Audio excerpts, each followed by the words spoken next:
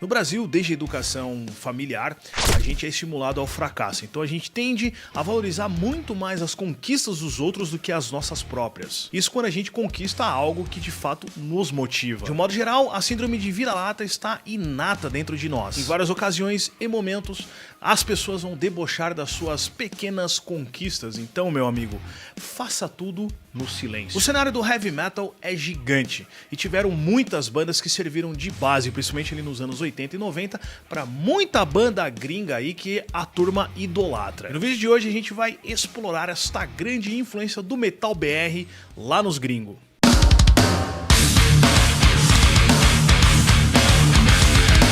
O grande epicentro do metal extremo no Brasil foi BH. Chacal, Witchhammer, Overdose, Sex Trash, Holocausto e Mutilator são uma das tantas bandas que ajudaram a consolidar o cenário e o metal extremo pelas bandas de cá.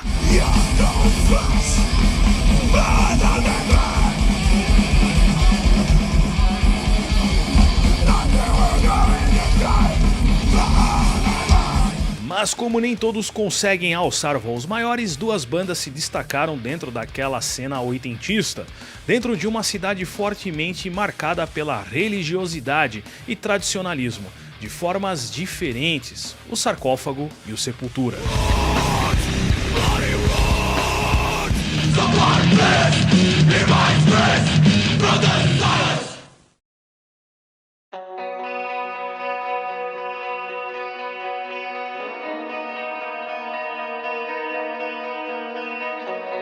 Bandas que começaram amigas e cruzando membros entre elas, que depois tretaram e seguiram caminhos diferentes.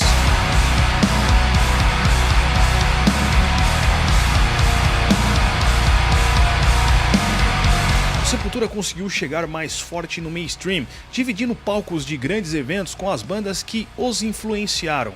Já o Sarcófago trilhou um caminho oposto, até lambeu um pouco da fama lá fora com o trampado Laws of Scourge, mas depois se desviaram desse foco.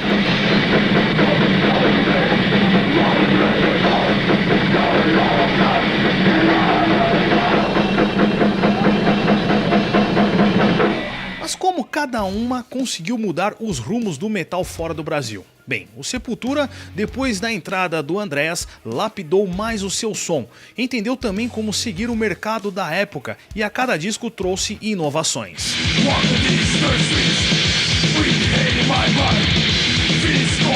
Essas inovações impactaram diretamente o mainstream mundial, ao ponto de cópias de discos da banda serem pirateados na Alemanha, o que até pode parecer ruim, mas ajudou em muito na disseminação do nome Sepultura pela Europa. Well, one thing Sepultura always said to ourselves, a commitment, was to never repeat the same album, no matter what happens.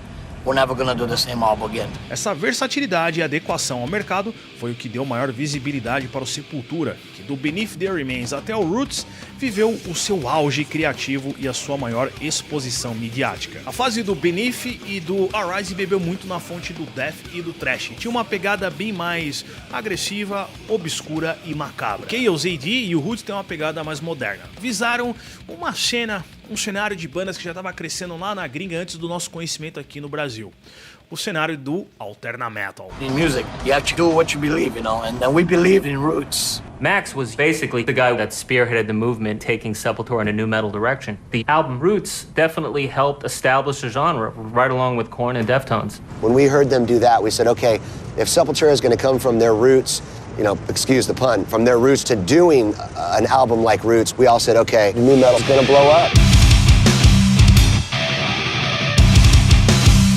Ok, toda essa história do Sepultura é conhecida por todos nós, mas e o Sarcófago?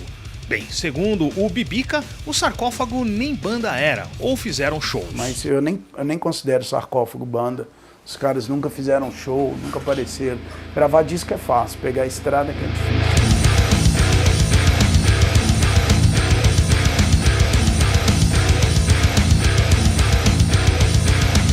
Olha, se essas imagens não comprovam estrada e shows, além, claro, dos discos que nós conhecemos, não sei mais o que eles poderiam ter feito para serem uma, entre aspas, banda de fato.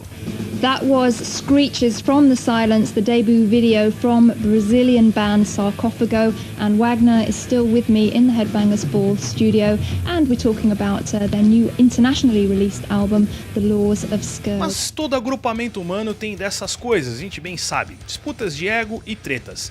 Mas vamos nos concentrar no que importa. Qual foi a importância do sarcófago?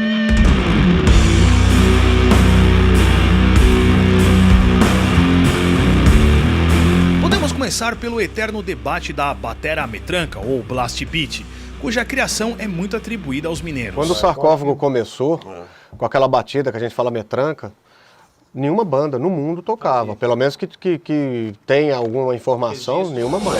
O Dedé Crazy, cara. Viu? Pra mim, ele e o Pete Sandoval foram os dois primeiros caras que eu ouvi fazendo metranca assim.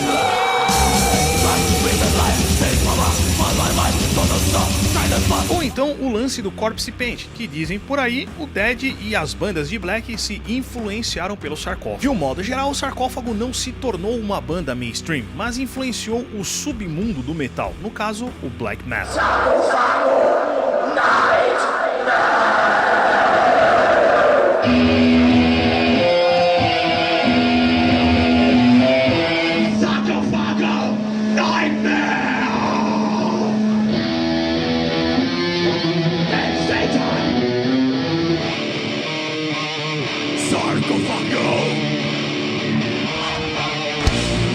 CD de tributo ao sarcófago já mostra isso. Satyricon, Impaled Nazarene, tentei falar bonito, nem sei se está certo, mas enfim.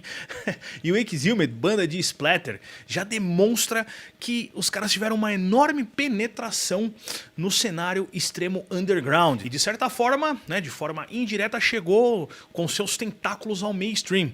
Com bandas como, por exemplo, o Behemoth, que a gente já sabe, o Nergal é fanzaço da minerada.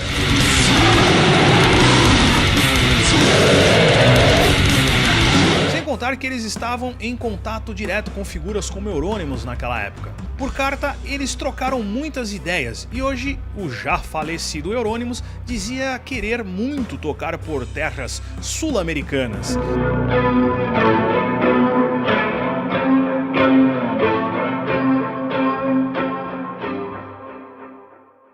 Mas e fora do cenário extremo? Buena, fora de blast beats e capirotagens, temos o Viper, que levou o nome do heavy tradicional principalmente para o Japão.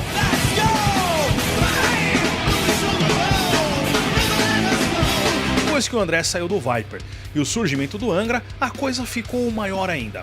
A pegada do Angra era mais melodiosa, experimentava mais e tanto no Japão como na Europa, o nome da banda cresceu demais. Contatos foram feitos e projetos surgiram com a gringaiada, como por exemplo o Avantasia.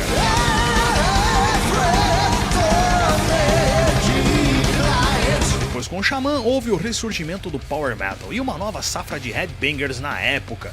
Era bem comum ver algum moleque de 10 anos com a camisa da banda, maior que o corpo.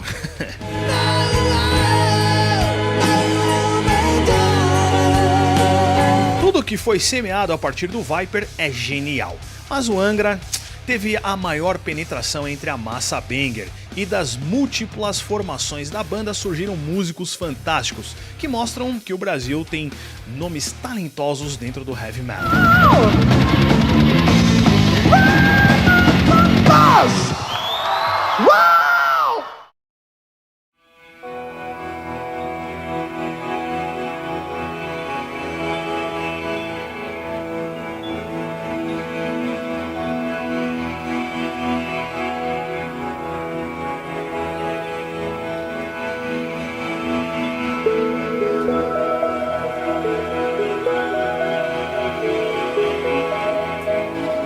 Com o território fertilizado por essas bandas dos anos 80 e 90, o mundo ficou mais aberto para o metal BR. Crisium e mais tarde o Nervosa conseguiram trilhar o mesmo caminho que seus antecessores, pois o mundo respeitava mais o brasa lá fora.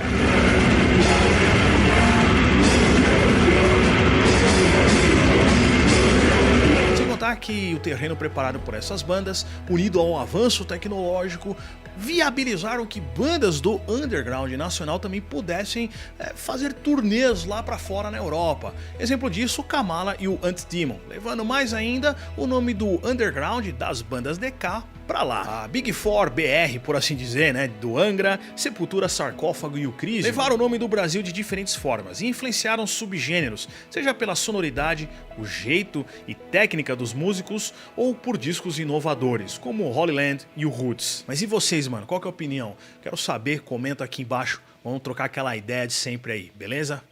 Valeu!